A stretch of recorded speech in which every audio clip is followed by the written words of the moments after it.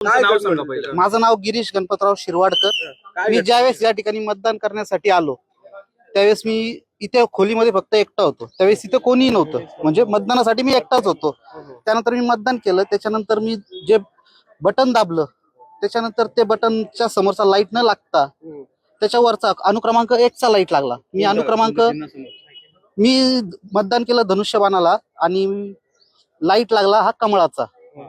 त्याच्यानंतर मी या ठिकाणी त्या अधिकाऱ्यांना कंप्लेंट सुद्धा केली, तर त्यांनी मला असं सांगण्यात आलं तुम्ही लेखी स्वरूपात द्या. मी आता लेखी स्वरूपात सुद्धा इथं तक्रार केलेली आहे. तर लेखी स्वरूपात तक्रार करायच्या आधी सुद्धा त्यांनी मला असं सांगितलं की याचा नंतर शहानिशा होईल, याच्यात जर तुमचं खोटं निघालं तर तुम्हाला पोलीस केस होईल व तुम्हाला जेलमध्ये जावं लागेल. अशा प्रकारे सरळ सरळ मला त्यांनी धमकी दिली.